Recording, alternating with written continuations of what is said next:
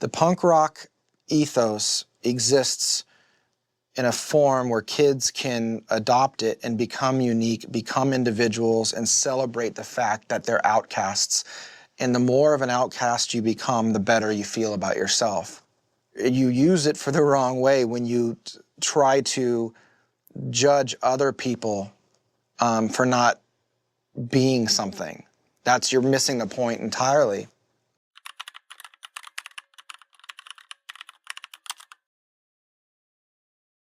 Alright, so I've been wanting to make this video for like a really long time now. I've had this idea for a punk rock documentary. I got it earlier this year, and I tried to execute it over the summertime, and my whole plan was I was going to be filming me working on an album with some of my friends and just doing all sorts of things over the summertime, like going to concerts, doing interviews, and I had all these things planned out. And because life is annoying, it didn't really work out, but I was able to get 2 really good interviews. And if you were paying attention to any of my content over the summertime, then you probably saw that I started a podcast called Backstage with DJ and the Crew, and I was able to get 2 really great interviews with 2 of my favorite bands, Felicity and Ballyhoo. And it was an honor to be able to talk to both of them, and just being able to get to sit down and hear some of their experiences and some of their thoughts on some of these big questions that I had, and I was able to share with all you guys. And when I say all you guys, I have no clue who my audience is for this channel. I have 42 subscribers as of now, as of the time making this video, and I don't know who's watching, really. So this is gonna be an experiment. You know, it's the end of 2024, it's December right now. I've been trying to make videos since December. It's been tough though, just because I'm very busy between class and work and other just life things that are going on, and I haven't been able to make as many videos as I've hoped to this year. So this video is kind of a wrap up for this year. It's kind of what I'm hoping I'll be able to do more of next year, and you know, it's something I've been wanting to do for a long time now.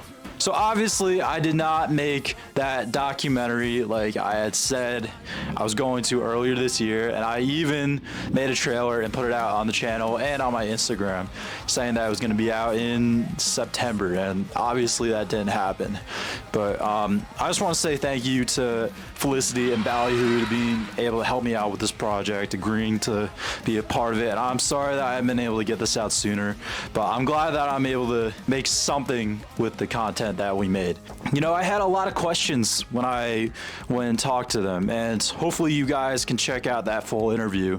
But if you've watched this channel at all, you know that I have a deep love for music. I love punk rock, I love pop punk. I mean, back in August, we went over to Maryland to go see All Time Low's celebration of 20 years, and that was just pop punk history right there, and it was just so cool being able to experience that. And that's the kind of content I want to be making for you guys, because I love music, I love storytelling, I love making videos and talking with you guys. This is what I love doing, and it's what I'm passionate about. You know, the vlogs, they've been fun, but I definitely lean in more towards making the music-based videos. So I'm not saying that I'm gonna stop doing vlogs, but I definitely want to lean more into the music, and I really don't know what's gonna happen next year. You know, I'm just, like I've been telling everyone, I'm throwing paint at the wall and I'm seeing what sticks, because I don't know what I'm doing right now. I've been researching YouTube, and figuring out algorithms is very complicated. But one of the things that Howi Spangler from Ballyhoo told me is you just got to make what you want to make when you want to make it. So that's what I've been trying to do, and I've been having more fun doing it that way. And I'm sorry if you haven't been seeing as many videos from me, but it's just because I've been doing what I want to do when I want to do it. So I'm trying to definitely lean more into that, because I think that's how I'm going to be making the best content for you guys. So when I asked Ballyhoo and Felicity questions, I had some set questions for this documentary that I had planned on making, and I asked both of them three of the same questions. So the first question that I asked them is, what drove you to punk and how did you find your roots? We grew up in a super diverse like interests as far as like every member of the band, even going back to like we've had a few different drummers and few different members, but like Damien and I started the band, and one thing that we definitely clicked on was just kind of just like rock music in general, and then really kind of like the Warped Tour scene. And once the other guys joined, I mean, that's kind of what convinced, I guess, the other guys to join. They joined the band knowing that like this is the type of band we were, and over our entire catalog, like the vibe sometimes shifts and gets like heavier, or maybe it gets like lighter, and that's because pretty much we grew up in that realm of Warped Tour, where you may see like 4 Years Strong, but then you might go watch like Attila or The Ghost Inside, and then A Day to Remember. But you could also go see something more poppy, like, you know, This Wildlife or anything. Like, it's very, very diverse. And so we've always had a very diverse sound, and the pop punk kind of section of it is definitely like big for us. Like, the one thing that Warped Tour always had was like a good representation of like pop punk and hard rock, and so that's always been what's been driven to us. And now it's even like we're evolving with a song like Lovesick Blues and trying to just add even new elements of stuff we've never done before, too, because I don't know if it's we get bored easily or we're just have a very diverse range and taste in music, but pop punk is something that we all really loved and grew up on, and it's super fun to play live. And being here in Orlando, Florida, it's really like a pop punk scene. Like, that scene does really well here. Tampa, Tampa, Florida, was more of like a metal, heavier metal scene. But here in Orlando, like, that was like A Day to Remember's from here. So that's like a band that every band coming up is kind of looked up to and wanted to kind of be like, to see a band that came from like the middle of nowhere and become as successful as they have been. So it was kind of like we all really love this music, and just naturally kind of what we ended up writing. But I feel like always there's some like grunge influences or classic rock influences, or maybe even heavier metal influences into our music that kind of comes from all of that. I remember I was into 80s glam metal and stuff, Motley Crue, Poison, Rat, all this stuff when I was a kid. And then around middle school, I found R&B, which I just love, that old school, like Bobby Brown and TLC and Voice to Men and all that stuff. And Snow and Ace of Base were also kind of in that as well. And they're like reggae acts.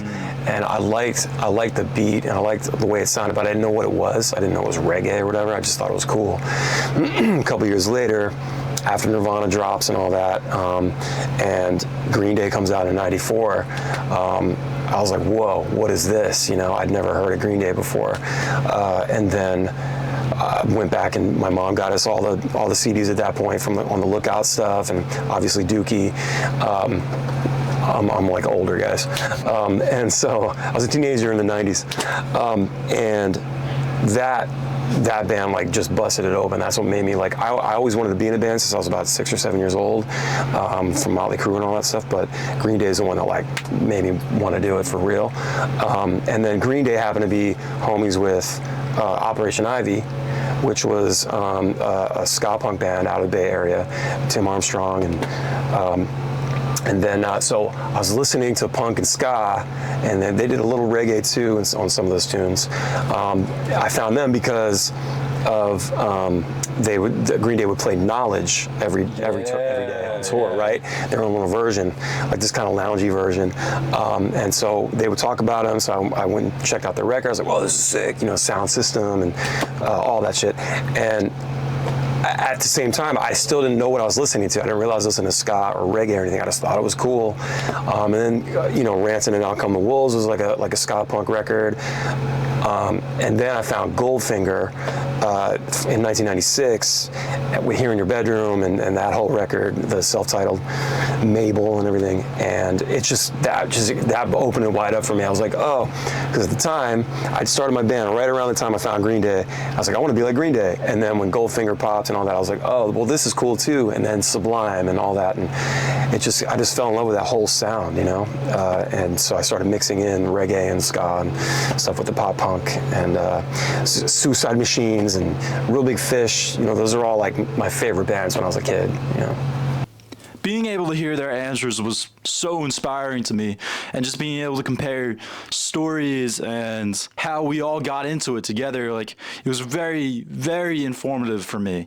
And it was really cool to see how down to earth these guys were and just get their opinions on it. Because a lot of people don't realize what punk is, I don't think. A lot of people think it's just a lot of heavy, heavy, heavy music and just a lot of chaos and mosh pits. But no, it's a lot more than that. I mean, Tom DeLonge put it best, and I'm paraphrasing when I say this, but punk rock has nothing to do with the music at all. Punk rock is a message, it's a movement, it's a rebellion, and the music is nothing but the vehicle for that message that we are trying to tell. And to follow up on this, I asked them how they would define punk and how they would explain it to someone. Punk music, it's a genre where you don't have to play your instrument well, Yep. but you just have lyrics that people can sing along to, and you don't really give a shit what anybody thinks. And Yeah. it's just really about being there in the moment and being yourself and being, you know, confident and proud of who you are. Yeah, and it's kind of rooted in like counterculture, like Yeah. kind of going against whatever the mainstream is to some extent, and not really like necessarily following a machine. Even going back to, like, you know, if you go into pop punk, like, you know, I think at some point you kind of have to be a little bit divisive. Even like Green Day, like the parents didn't want their kids listening to Green Day because it was too punk, and Blink-182 is writing out with songs with all these curse words and the subject matter that you don't want your kids to listen to. And I think that's what it is. It's like, that's why it always stays alive, going all the way back to like the 80s and the Clash and stuff. It's always like, it's the music for people who don't feel like they have a set box, or they don't want to be part of the mainstream. Like punk music and then going into pop punk music always been kind of like, you know, counterculture to what is the mainstream. It's always a little bit off center from whatever the mainstream is. Like 5 Seconds to Summer wouldn't do the same things that like Blink-182 would. And that's why one of them is kind of more like an industry thing trying to capitalize on actual what punk music really is, which is kind of like going through while like Sum 41, like their biggest song, Fat Lip, is just like that lyrical content was like pissing everyone parents off. Yeah. At the time when it came out. And so it's kind of always like that, like music for people who don't necessarily feel like they have a place. I think that's where punk music lives. It's yeah, punk's everything grunge wishes it was. Yeah.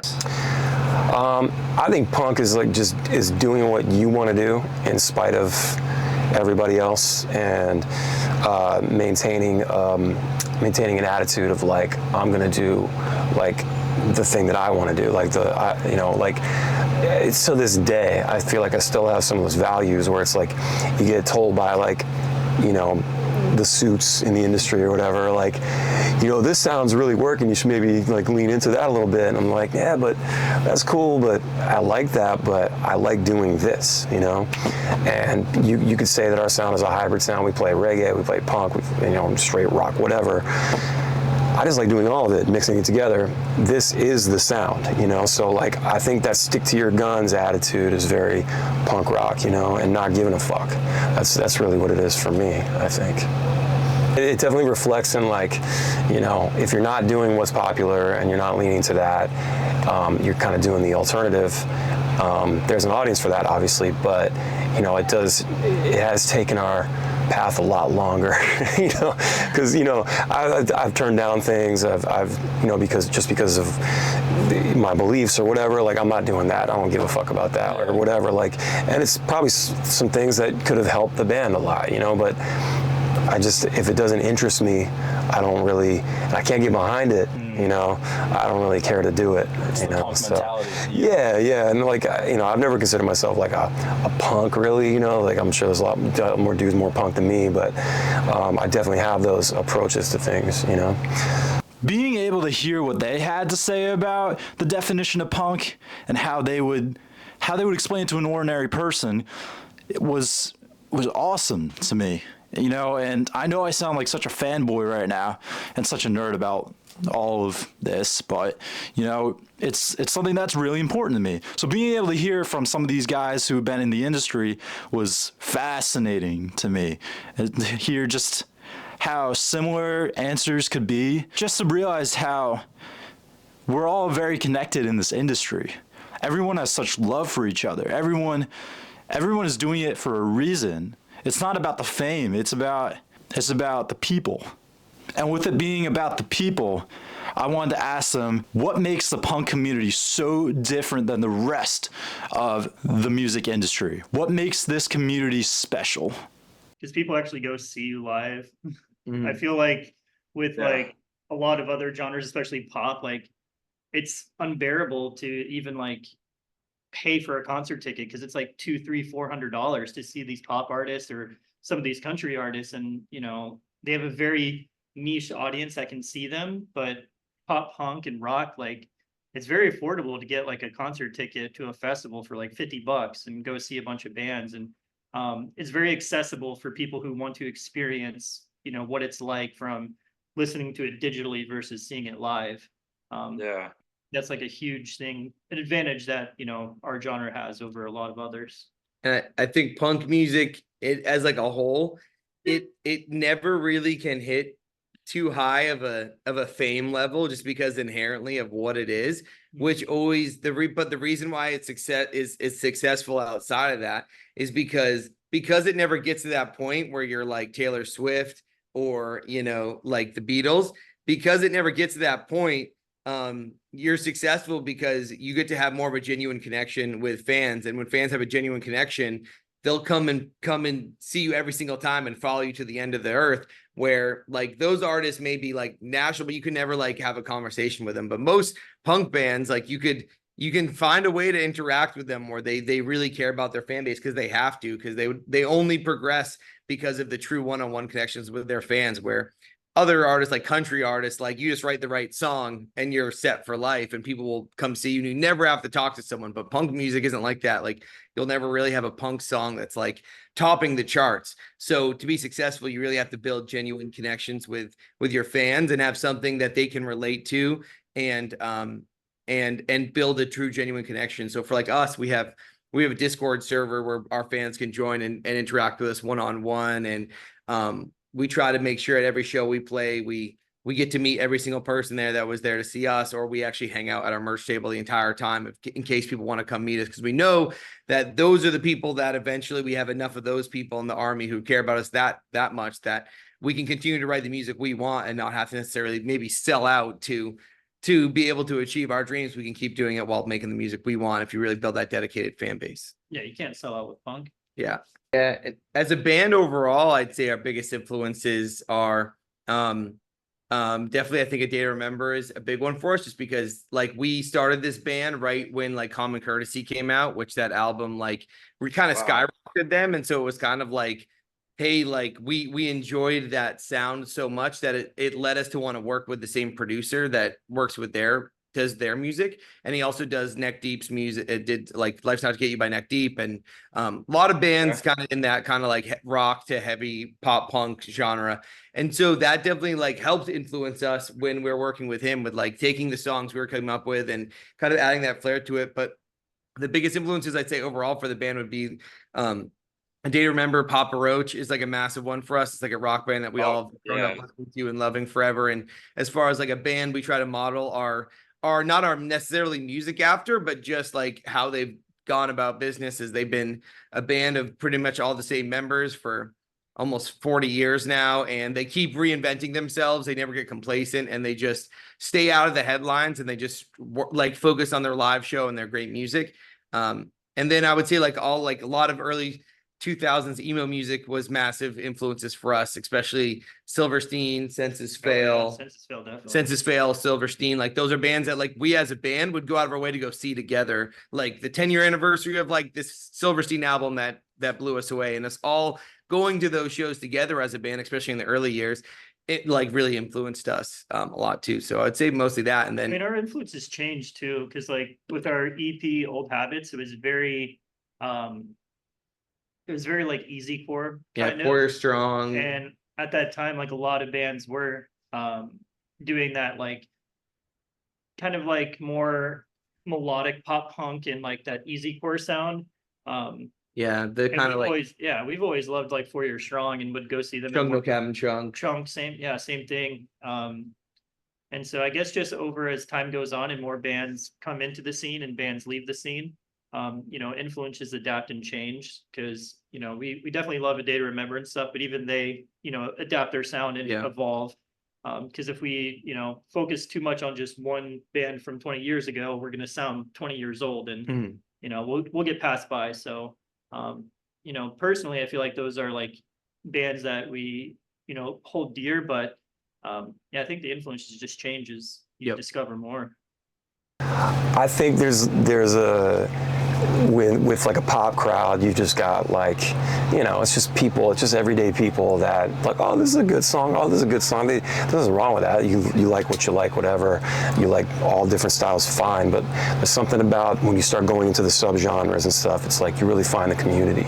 You know, the community is very important. I think community is very, very, you know, just like in the metal thing and the reggae, whatever, there's huge communities in these little subgenres. And pop music is just like, it's fair weather. It's, you know, it's nobody really gives a fuck. It's like whatever's hot right now. It's a definition of pop music. It's popular, you know.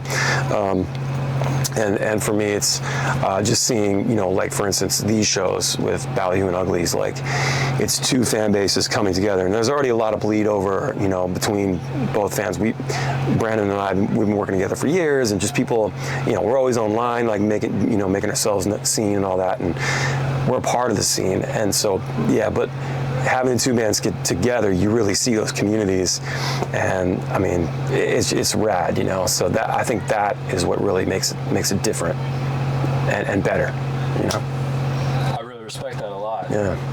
Being able to talk to Corey and Drew from Felicity, and being able to sit down physically with Howie Spangler from Ballyhoo, this has been the highlight. It's been the highlight of my year, being able to do that, and being able to have them be a part of this video and have them on my podcast.